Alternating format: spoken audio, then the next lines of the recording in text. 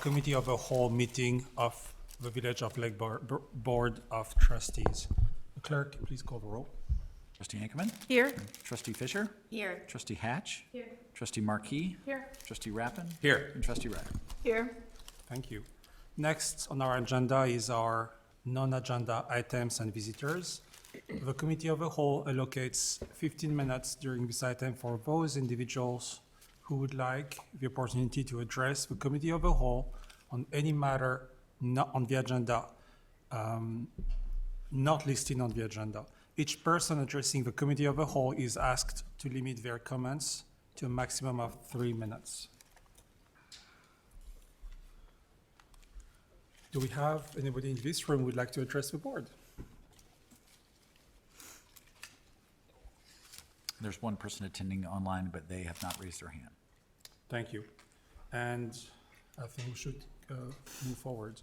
Next is our general business. Are there any requests from anyone present on this board to modify the order of business to be conducted tonight? Hearing none, let's proceed with business. First, our consideration of the minutes from the January 23rd, 2023 Committee of the Whole meeting. It is a roll call. Clerk, please call the roll. It's a voice vote. It's a voice vote. Unless there's somebody needs to make a motion. All in favor? You need a motion? So moved to approve the minutes. Can I please have a motion for this? Trustee moved. Ankerman? Second. Thank you. Trustee Fisher? All in favor? Aye. Anyone opposed? Thank you. Next is our discussion regarding the flock license plate recognition cameras. So I'm going to have Matt come up, and I'm going to start a presentation and try to give a quick overview. So we've been talking with the police department. The memo talks about what the village has been doing in response to the increase in burglary of motor vehicles and motor vehicle thefts. And I love to use a good sports analogy, and we always talk about in the police station about we've been running a lot of defense, and we haven't been able to get on offense. And our best move is to try to break up the pass plays, and we've been doing that by running extra patrol cars based off the data when we're seeing activity on the midnight hour, and that's been somewhat effective. But like I said, we're breaking up the plays. We're not necessarily haven't made any tackles or gotten a first down until recently, when we've made a stop and I think some heads-up plays by our public safety team. And so Matt wants to talk about maybe some other tools that could help us. So we have a quick slide presentation for everyone, if we can get that booted up here.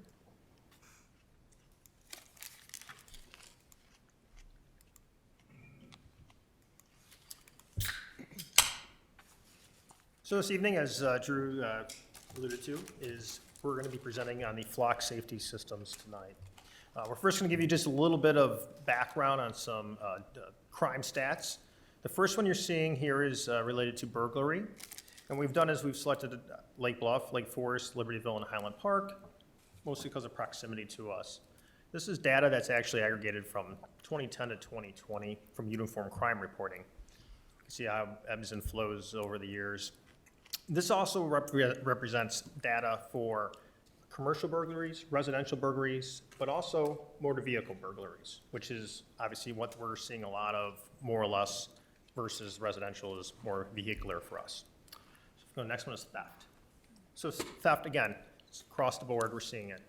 One interesting note here, if you see this spike right here, for those who may have unfortunately been victimized or heard about this, 2020 was a year where we had the IDES scams that were going on. And so those were identity thefts. And those identity thefts are correlated in this data set by uniform crime reporting. So that's why you're seeing a weird kind of fluctuation in those years because of that. But again, something that we're seeing across the board is theft.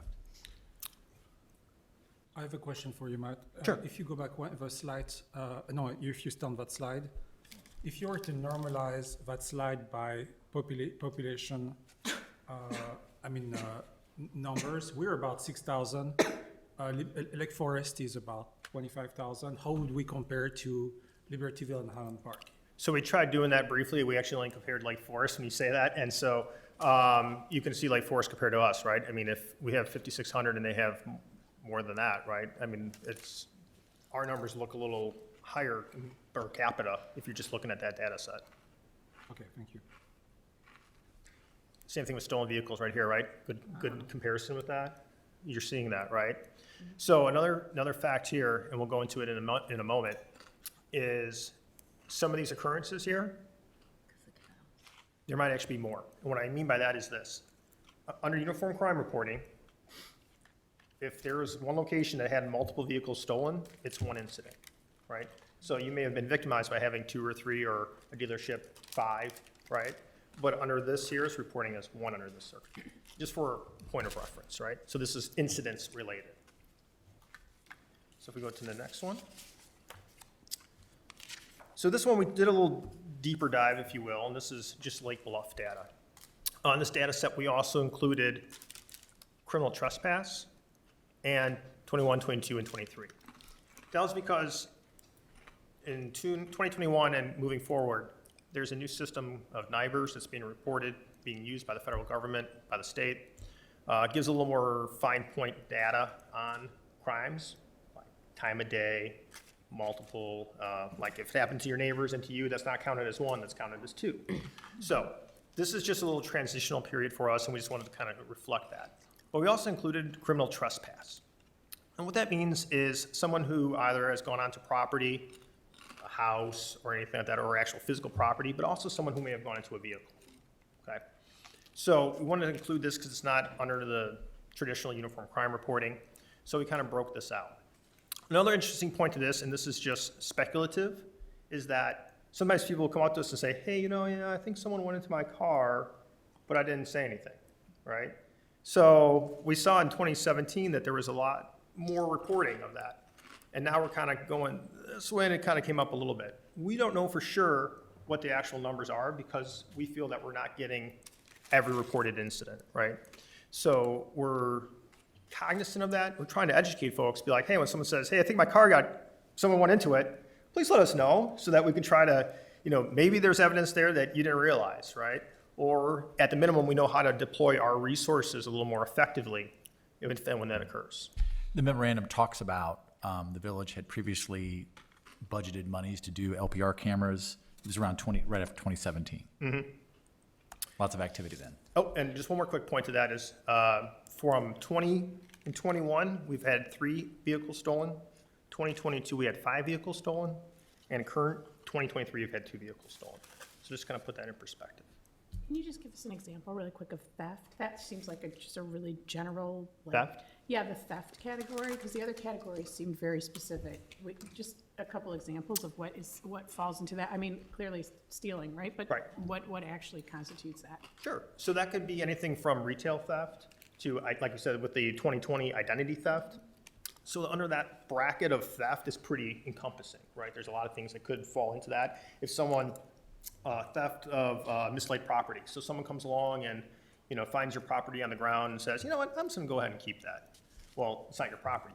You've committed a theft, right? Theft of mislaid property. So there's a wide range of what theft may or include. Matt, is the majority of that retail theft? I think the Probably majority of the Target? stuff type is Yeah. we're getting from, an increase of our retail base out west that you're seeing.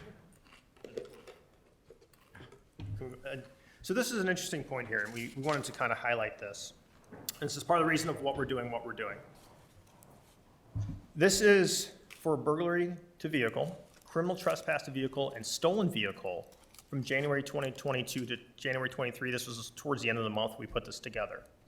So we've collected this data out of a system that we have. It's called Socrata. Socrata is tied into our CAD RMS New World system. Okay, so that's what we use to dispatch officers, to make reports, to collect data. What we're seeing is this section right here. If we notice the area, Green Bay, 176, and then east into the east side of town here, right? Red's not good. Red means hot, right? This is a heat map. So where we're seeing, according to the data that's pulling out of the system, we're seeing this most significant amount of cases occurring in that Route 176 Green Bay area.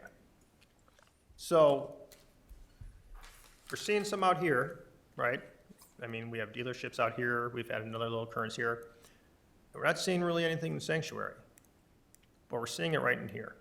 This is primarily where we're seeing this activity. And again, if, as we shared in recent times, there was an occurrence here where the subjects, slammed into our squad car, almost hit a few of our officers and took off, right? That was on the east side of town. So this also doesn't include in there is some of the fleeing and looting that we're seeing. But again, a lot of that's happening in that location. So what are some of the things we have done? So we've deployed cameras at the train station, cameras at the PSB, and those are static cameras, like any other surveillance cameras that you'll see around. We're able to utilize those as best as we can to try to respond and investigate circumstances. We've also for a long time, but since 2014 specifically, we've had the arbitrator system in our patrol cars, which again is capturing video and or audio of traffic stops or other activities that the officers are seeing while on patrol, right? It helps substantiate cases in many ways. Some of the things that we have planned though is we've received our body cameras. We are going to be hopefully done with training at the end of this month. Deputy Chief Gerke is working on that with Axon. It's been taking a little longer to get the training than we anticipated, but we have to work within their confines. Also with that Axon purchase, we had incorporated the Fleet 3 camera system, which has the license plate recognition system already built into that, right? So we're looking at a deployment of hopefully no later than November 2023. And again, that's another tool that we have to help us try to see if there's a vehicle coming through the area that passes a patrol car that might be stolen or wanted in any other way, shape, or form. As Drew commented, back in 2018, we had looked into LPR locations, both mobile and fixed. The fixed location that we originally considered was Route 176 in Green Bay. Again, if we go back to that heat map, we saw where was the primary areas of concern, 176 in Green Bay, right? So even back then, I think there were some data points to that.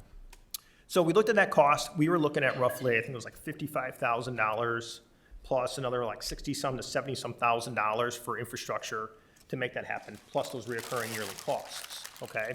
It doesn't include if the systems broke down, if there was any sort of maintenance, we were paying extra for that as well. So it really wasn't cost effective, right? I mean, I think the total bill was like 100 and some thousand for both for 2 moving units, I think it was, and the stationary. Just really wasn't what we felt was appropriate monetary-wise. So we kind of put that on the shelf for a while. Now we move forward a little bit and to today, and this company named Flock had started as a result of property crimes happening in a homeowners association. And so this group got together, this guy was like, hey, we can kind of make some cameras and I think we can make this happen and help the police, right? So they put these kind of trail cameras together that we'll show you in a moment here. And lo and behold, it worked. They were able to grab the plate information, help the police officers ultimately solve some of those crimes. They're like, hey, we think we're onto something here. Cost effective, usable, easy, and here we are. So we'd be looking to install 8 of these cameras to cover the residential areas around town. That would include Green Bay Road, Sheridan Road, Route 176, and even out to the sanctuary. Because even though that we don't see necessarily reporting numbers in the sanctuary, it's hard for us to believe that there's not really activity going on out there. And we believe that's appropriate to also be able to provide that level of service out in the sanctuary as we're seeing elsewhere. Again. Thank you. We feel that's appropriate. But another big thing about this is we're able to partnership with other businesses and even entities like the rec center. If they like to put a camera in, they can put one in. Target, you have any of the dealerships that would like to install one. We would have access to that with that MOU with them. Obviously, that broadens our ability to utilize those systems at those locations then. So this is kind of just what is and is not this system. So this is a license plate recognition system that's similar to the Axon system that we're putting in our squad cars. It gathers objective evidence and facts about the vehicle. Big key point here, not the people inside. I want to stress that. This is capturing data from the rear of the vehicle. We'll show you a picture of that in a second here. And it's not one of those like, hey, who are you with? Who's that person with? That's not the intention of this product, okay? It's to help alert police of wanted vehicles. So wanted vehicles can be stolen vehicles, a missing person, silver alert, amber alert. Could be a person who might be wanted for homicide. Significant things, right? That normally we might not be able to know that this person or this vehicle is coming through town that's associated with that person. Helps to solve crime. We're gonna give a couple examples later that really sort of, I think, drive home the value of this. And again, it adheres to all the state laws applicably with, and I know Peter's office has looked at some of the agreements, to my understanding, with other municipalities. We'll get into some of those municipalities around here as well that are utilizing this. What is it not? It's not facial recognition, right? We're not taking people's pictures and trying to figure out who they are. That's not what this is. It's not tied to personal identifiable information. So this isn't extracting all that data out of the license plate. It's merely just giving us the hot file that, hey, this one plate is in question, and it requires that police officer to go out there and actually check, okay, is that the correct plate? Is maybe that the correct vehicle associated with what we think it is? Okay, this is a checks and balance system. Not used for traffic enforcement. We're not out trying to write tickets with this. We're not catching speeders going past it. You know, as you see some of those school zone speeders in Chicago, that's not what this is. It's not the intention of the system at all, nor will it even do it. And the data on the system is stored for 30 days, and then it deletes. So there's not a very long retention on this. And it's saved third-party remote off-site, so we're not even storing all that data and looking at all that data. It's only when we specifically need to access that data that it's being accessed. Question about that? Sure. When I read the materials, it said that the video, what I thought, what it said was the video that has the information on it from which the data is extracted is retained for 30 days. It didn't say that the license plate data, the numbers, are only retained for 30 days. So the whole image, that whole image that we see here, Yeah, this is a 30-day retention, yeah. and then it's gone. I have a question for you, Matt, as well. Susan, are you But done? there'd be data, but this data, the image is there, right? But the data will be taken from the image and put into a spreadsheet, into a database, I would think, no? So it's just, so this is a searchable item, okay? I see. So the license plate, let's just say we have license plate 1234, okay?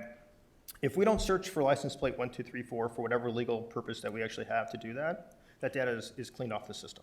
If you do, though, it will be retained. If you do, though, our job is to retain it and follow applicable The system will records retain it, is retention. what you're saying. Right, we have to get it off the system and then store it under our applicable retention policies for any sort of police report or anything like that. This raises a question for me, I'm sorry, but is what's being retained simply, or obtained, is simply a snapshot of the Yes. license plate? There's no video This associated with it? is what you're getting. That's That's not just a moment in time of a longer video, it's a it's a snapshot. snapshot, So if no cars go by, no data is being obtained. correct.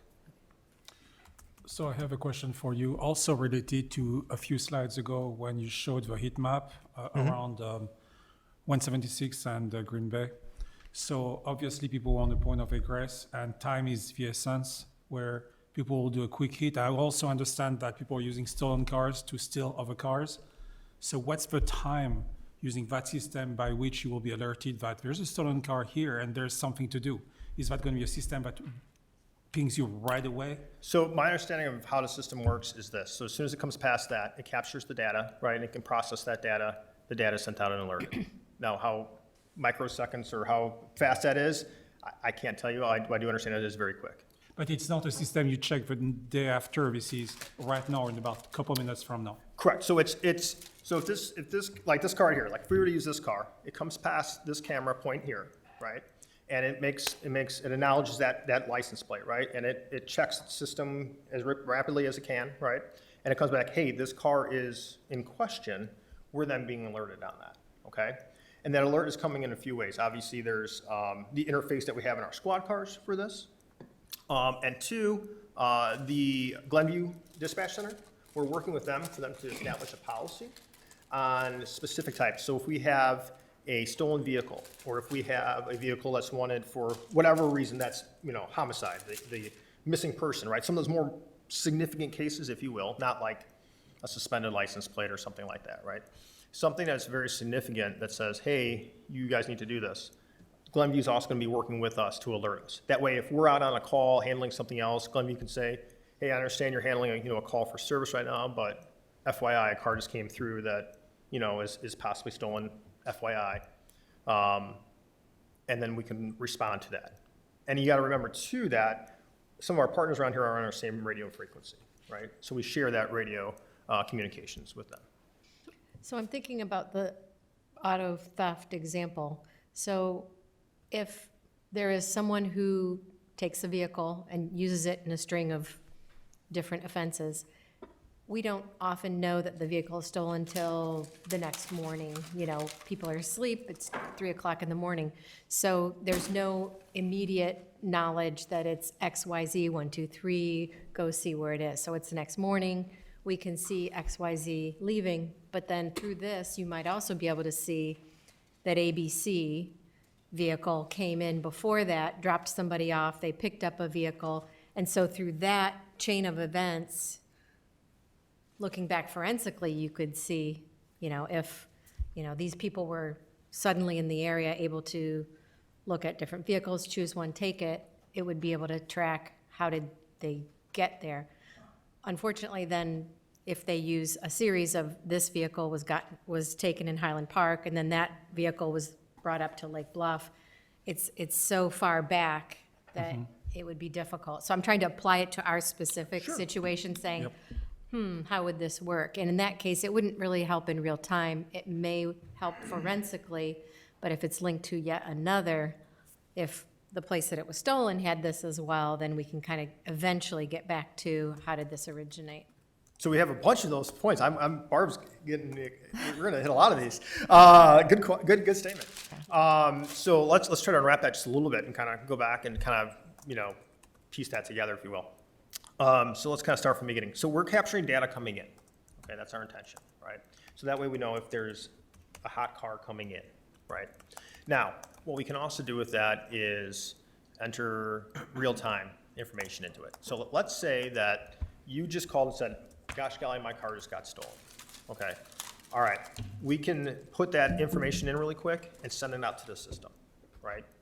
That way that becomes an instantaneous, hey, something's wrong with this vehicle, right? So even before it kind of goes through the other formalized process, officers are able to do that to kind of get that next step going right away, okay?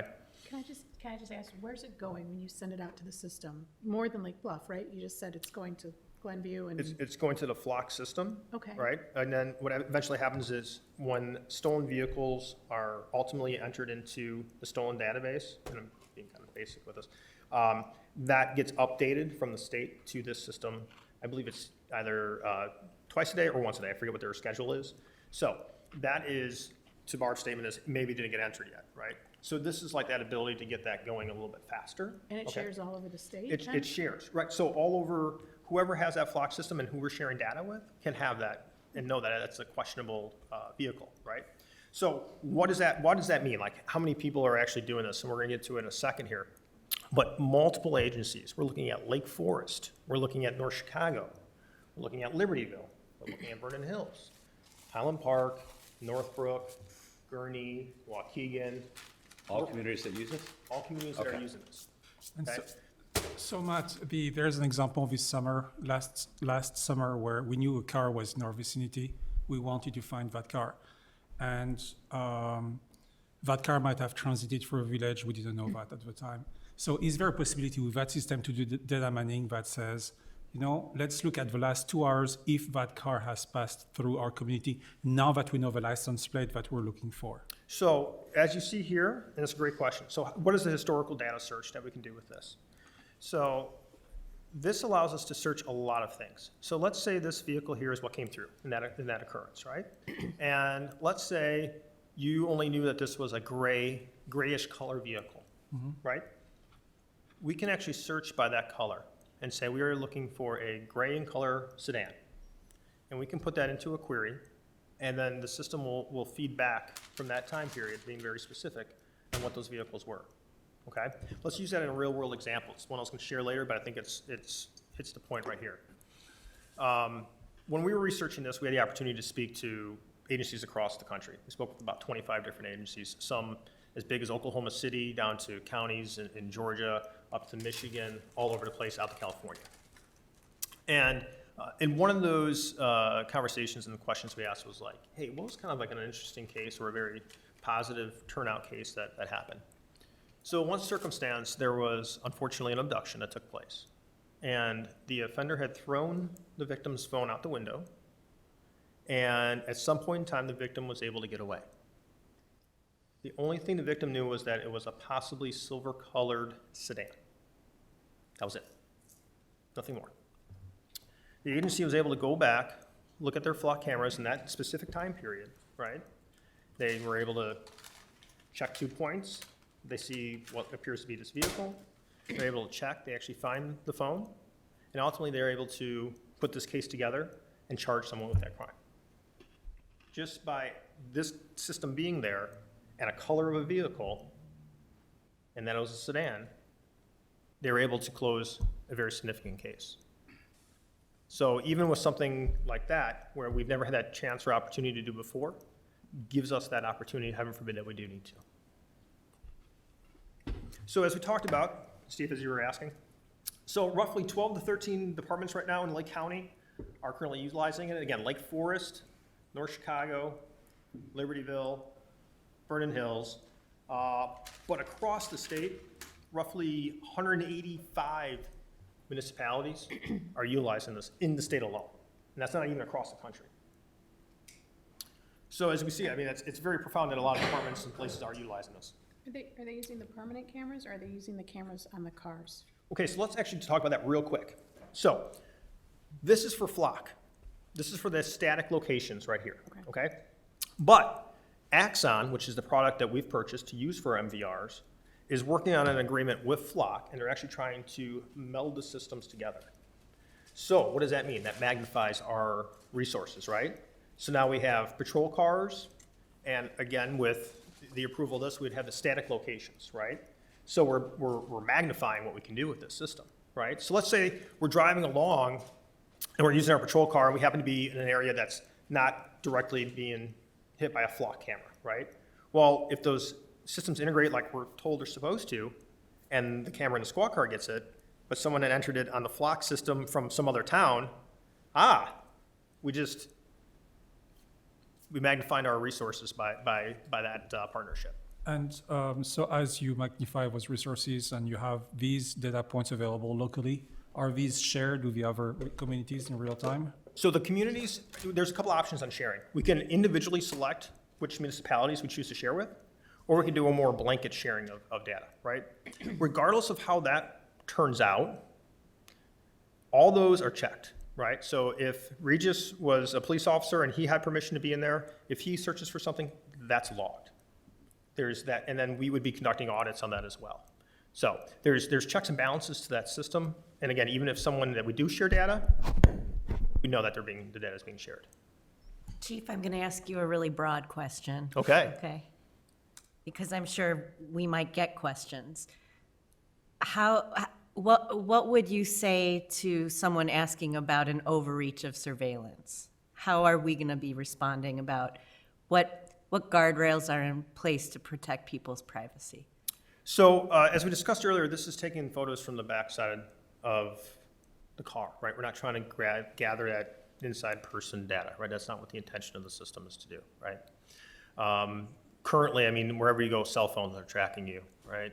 You have other surveillance at whatever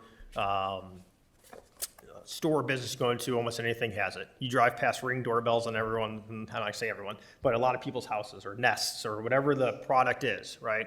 We are more in that environment, I think, than ever before.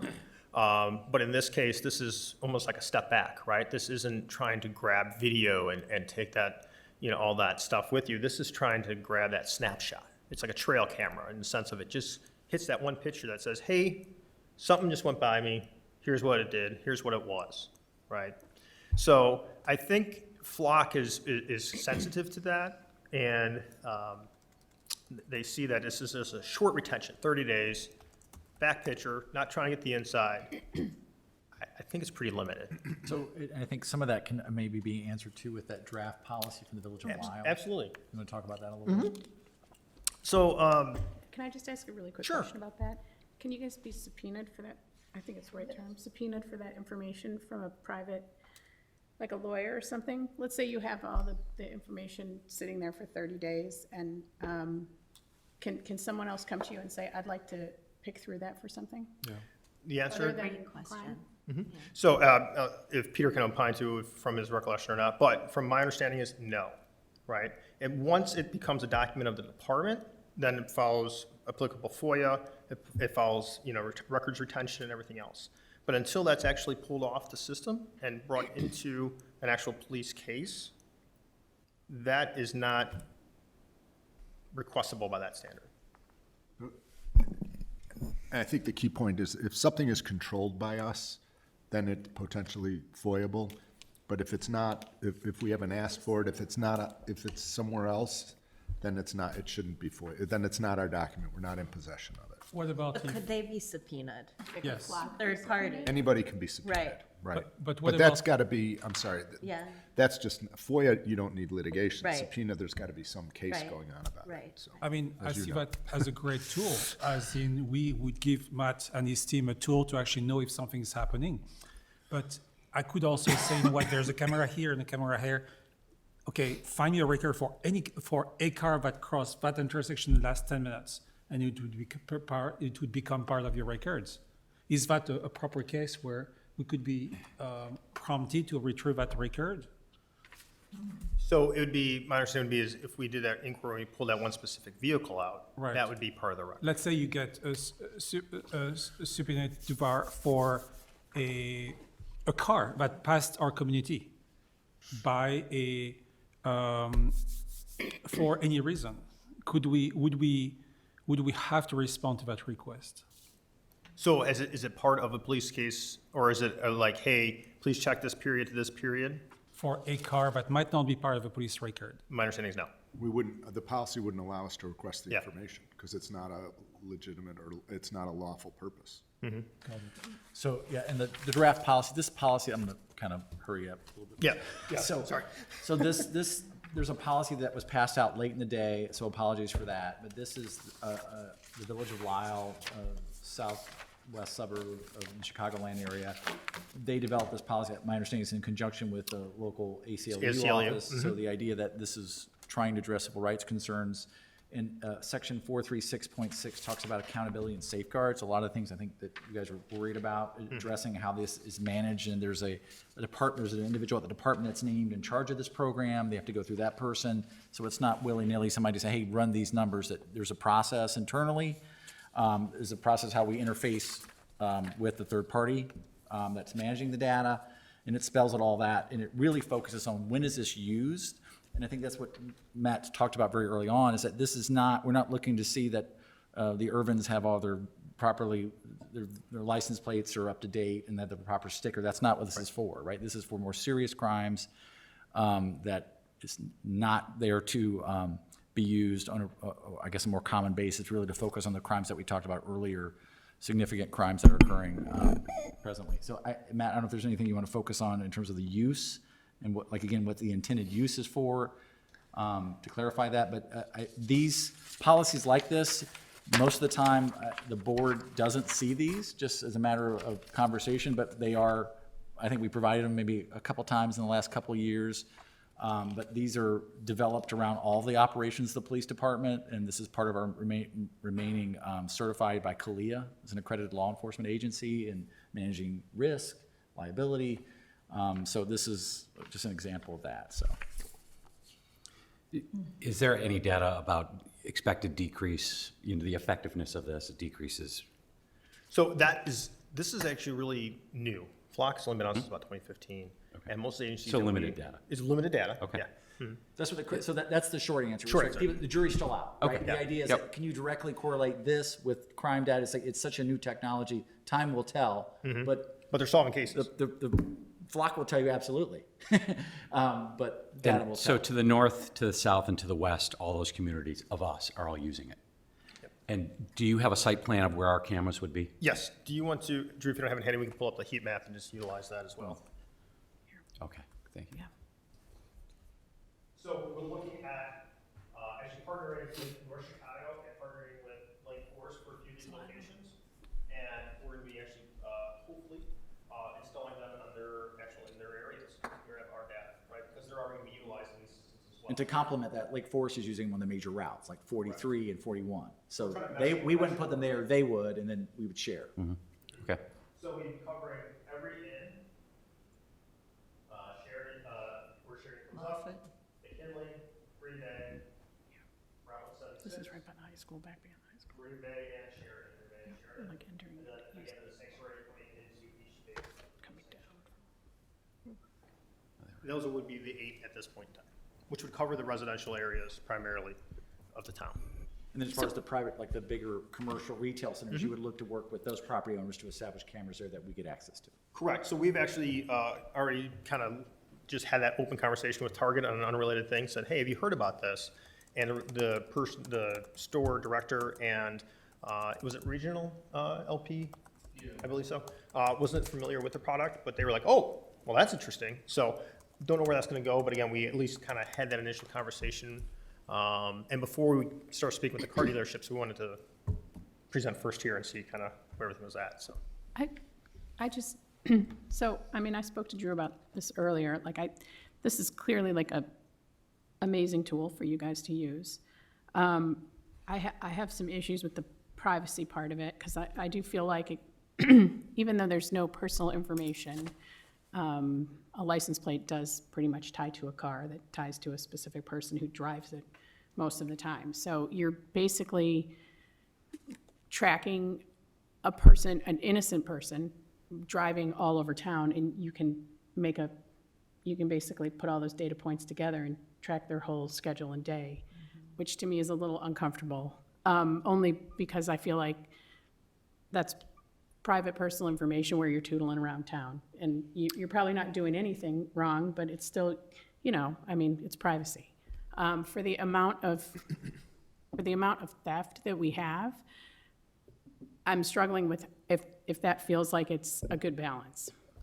I'd really, if we do go forward with this, I think that ALPR, the transparency portal that they talk about in the Flock marketing pieces, which is the free feature for law enforcement. It's like a public-facing dashboard so that we can see when you guys are accessing it, why you're using it, and that kind of thing. I'd like to see that. I know it would probably cost a little bit more to enact that. I'm I not believe sure. it was, I don't believe there was an additional charge to it, but I think there was only like maybe 1 or 2 agencies, and I think it was California that was using that, just for whatever purposes. And there's different varying levels of that, Yeah. public facing as well. And one is actually shared and not shared. Yeah, I mean, I think it's a So- great transparency tool that might alleviate some people's concerns about the privacy issue of it. And then my other feeling was, it feels like a lot of cameras for our community. I know these are all entry points. I'd be interested to know when we talk about car thefts, I know you showed the map, this map right here, which clearly right by the train station. I think a lot of those folks come off the train that are stealing cars and pop into a car. We're mostly seeing people come in cars, not on the trains. It is, okay. But I feel like maybe, I'm interested to know if, like, our car dealerships, if this is more for something like that would be for our car dealerships, and we just really push, I know it's frustrating for you, but we push our residents to lock their cars. Because it seems like the bigger issue is that residents are just leaving their cars, I'm talking to residents, leaving their cars unlocked with key fobs in them, and then they're getting stolen. So I feel like if we could just continue to push the idea of locking your cars and not leaving your key fob in your car, then these numbers would decrease. It feels like a lot of cameras to me. And those are mostly selected, again, for covering our residential areas and the most effectively, Right. right? So when we look at a map, Lake Bluff is kind of unique in that there's not a lot of primary roads that go through. So we've looked at the map and we said, hey, if we put these cameras in these locations, we can cover this area, right? No, I understand. So, Yeah, I mean, I that's, understand that dollars to cents, it makes the most sense, because that way, if someone does come into that area, we're alerted that, in fact, there is that vehicle coming through, right? Right. So cost-effective wise, that's why we did what we did. And the price point of $2,500 a piece per camera, again, with the initial installation of $350, was a lot more reasonable, and we're able to put that much coverage out there for that purpose, right? These are only, again, capturing the ins, not the outs, and it's only right at that entry point. So, you know, if you're driving around the residential area, this isn't taking photographs of you all the time. It's also not taking the outs. It's only capturing that inbound data, right? These are in a lot of places already, as we noted. You have Lake Forest, you have North Chicago. You know, there's communities are adopting this. In some of these bigger cities and some of these bigger areas, they're like, yeah, we started out with like 30 cameras, we're ordering another 65. So, I mean, these are popping up everywhere.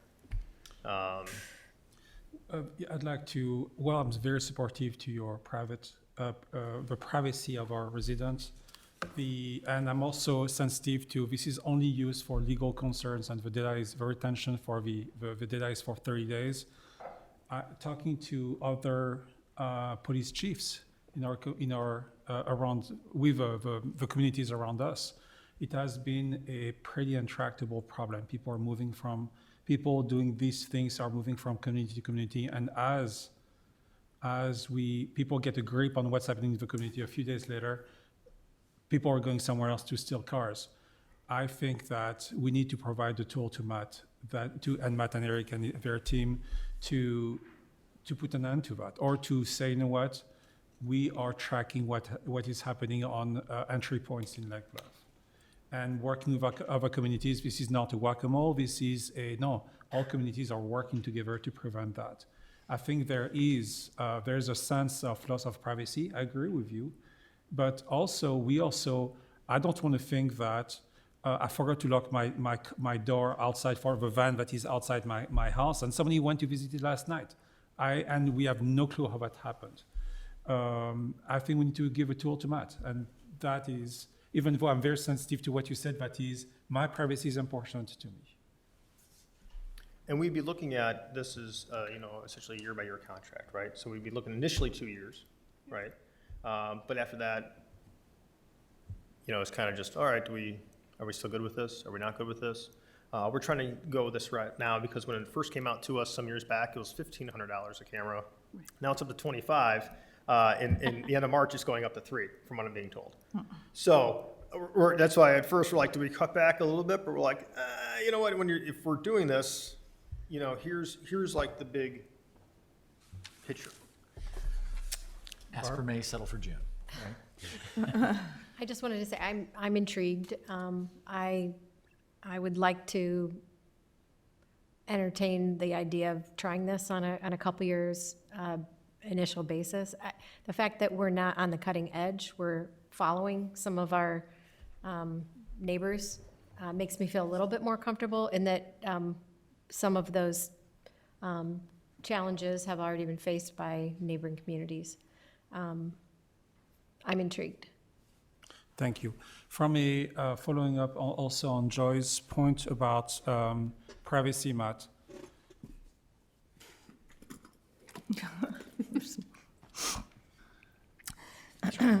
Matt, how can we provide a sense of transparency to our community by providing the data that were probably queries in the system, or how many times do we have to work with the system if a car comes in, and how can we be aggressive within our communities to provide the sense that we only used that system for what it was intended for? So that goes back to, in part, the transparency. Yeah, the portal. Right, so the understand the transparency portal and to what degree we can utilize that, but also too with the inquiries and the internal auditing of that the system provides. So when the system is utilized and it's tracked in the system. So we would establish a policy, or within our policy, that says under Lyle's it's quarterly, quarterly or monthly, however we decide to make that final determination of who, what, where, when, why the system is being utilized. So we can, in addition to that, the village has a monthly activity report. We can add that to the monthly activity report that's available to the board to see how much activity's on there, so you guys can keep track of that and see if it's. I think it's it's another. very good. So I mean, again, too, like, and Peter's not here, but, you know, a lot of the FOIA aspects or what is being, you know, asked, or if, you know, the department is doing this, that, or the other, you know, there's still FOIA that's in place for certain circumstances, but not to that third party like he was referencing. Would all of your officers have access to the database then? Would they all be trained, or would it just be a Yes. couple of people? No, all would be trained to it, yes. There'd be one individual in charge of it, Correct. which would Correct. be the DC. Most likely would be me supervising it. Okay. And auditing it, and making sure every search track requires a case number and an officer name. So it cannot be a random search, and it cannot be something that doesn't involve a criminal matter. And that will be strictly audited. So you have to input the officer name, case number to do a search. Thank you. So it seems to me that we can't stop time, that this is sort of the world we live in now. And so purchasing at least a 2-year contract on this makes sense. The upfront cost is not enormous, so if after 2 years we decide not to do it any further, we could do that. I am very concerned about the policy. I appreciate that the ACLU of Lisle has decided that this is adequate. I haven't looked at it fully, and I'm not quite convinced that it's adequate, because I don't really understand fully what the parameters are, what it means to have a case number. There has to be an open criminal investigation for us to pull data off, is what I'm interpreting. But what if somebody says, my daughter's been missing since midnight and it's 2 a.m., please tell me if she's come in or out of the town? Is that a criminal matter? So that's so if we're filing a missing person report. 2 so hours? That's different, right? Well, again, if someone comes in and say, hey, I have a missing person, they actually sign an affidavit saying that the person's missing, right? Which allows us to enter that person into the leads database, right? And then we go, okay, now it's gone to that next phase of that, where we can take some more substantial steps, right? That's even with other searchable functions, right? Is this person missing and endangered? You know, can we start doing some other aspects, some other search functions that we're able to because of the exigency of the circumstances, right? So it changes that. That's not just, you know, every person that says, hey, someone came in and that's not the intention of the system, right? Or It's- we wouldn't just run a search for any car not registered here in the town coming in between the hours of midnight and 6. Oh, this isn't a registered resident, so we got to find out what they're doing here. We don't know that the car is registered to that because that's not how the system works, right? It's not pulling that personalized data off of it, right? So, but again, if it does hit on something, the officer is going and then verifying, right? So it's not just going to say, hey. It's got to this is hit from on outside. some open criminal investigation, or we're not going to resolve all my concerns today. I guess my position is that this is the world we live in, and that we should purchase these, but I want further oversight of this policy than we have typically. We've drafted a policy as well as this, and we've actually taken, I'd say, quite a few. We've reached out to our CLIA partners. 12 policies that we've looked at and researched. A lot of them look a lot like this because this is based off LBCOW, which is a company that creates policies for villages. After their attorney research, then they provide them to villages at a paid amount. And so a lot of the towns have adopted probably about 90 to 95% look just like this policy. I have a question. So if North Chicago or Lake Forest calls and they say that they're looking for this plate coming through, are you guys able to search based on that, just reasonable suspicion of somebody else? Again, it's predicating on what it is, right? It's going back to how. Stolen car. Okay, stolen car, right? So if we're correlating this to, let's say, a crime in that case, you know, we can create an assist other case to document what we're doing and why we're doing it, right? So yes, you guys So, will. so yes, we can track that being used for those types of purposes, yes. Okay. And that's actually how a lot of cases are being solved all over the place, is that partnership, right? So, It just, I think the reliability piece there is that it's, right, it's hearsay because you don't know, you haven't seen this car, you don't have your own suspicion, so you're relying on someone else giving that to you, and then you're pulling up someone's license plate. So I think for me, that's an issue. And that's too, again, that we're taking, that we're either getting the formal request from them or not, or if we do send the MOU, they're accessing that's being logged, the purposes of that, right? So they're still responsible for it. They're still responsible for their actions within the system. It still has to be legal, lawful to be accessed, right? So if they're in violation of that, then we have a different issue. How long has Lake Forest had this? Recently, the exact time I don't know, because part of the issue with some of these locales was getting IDOT permits. Okay. So we've realized that we can work around those locations and put them onto municipal areas and/or our neighboring municipalities helping us out, so that we can put them on non-IDOT controlled right-of-ways or areas, and so it's kind of, So does Lake Forest has it now? They have it, or they're trying to? they received the permits, I think it was a few weeks back, maybe. Yeah, they're under contract with them, but they're still waiting on, they wanna put them on IDOT right away, and they have to get permission from IDOT, and they're just waiting, they'll get the permission, IDOT gives it, they're just very slow. But they don't have any, we couldn't ask them about how it's worked or what to what they degree. feel the But system. again, we've asked multiple agencies, across the country that are very, I mean, when we asked them, said, hey, we're trying to add some more, they seem to jump at that conversation. Both North Chicago and Lake Forest. Okay. So I think knowing that this is Lexi Pulse, you said? Lexipol. Lexi Pulse that prepares that for us. There is obviously an interest on the board to be part of working on this policy. Maybe Susan, you might want to be part of a review. Kat, you might be part of a review to actually make sure that we also have a thing that makes sense to us as a community. And we want everyone to feel comfortable, obviously, right? So as any member of this board wants to have a review process. Keep it to 2 or fewer, then you don't have to. Otherwise, you can just bring it back to a cow, right? So. Right. So review would be necessary. Thank you. Okay? Maybe a cow. I don't know. We need an extra cow now anyway, because we need Yeah, that we other do. issue. Because that's another large issue. That was my next comment going to be. I think that for us to adequately discuss that stormwater utility issue, I would hope that we would have another cow where we can give it the full attention that it deserves. I agree. Looking for alternative meeting dates. Yeah. How about the Yeah. 27th when I won't be? Well, the next regularly scheduled Finance village. committee, Oh, and then a finance committee, yeah. and then a finance committee. Yep.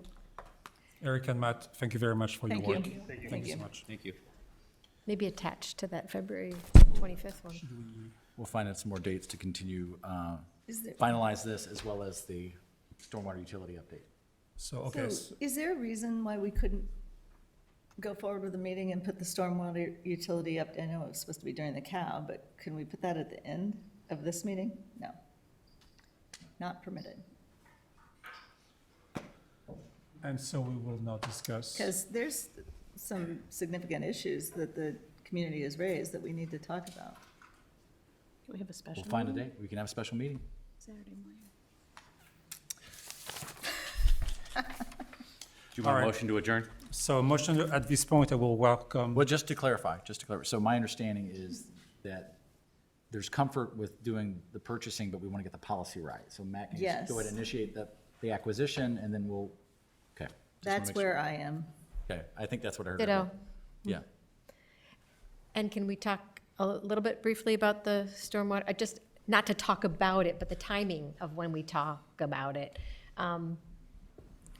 I'm just very interested in being part of the conversation, and I'm in my sunset, speaking of sunset. So I just wanted to be able to talk about it before it's, We definitely need Barbara there. She was there for all 3 of the meetings, the community yes. meetings. Oh, yes.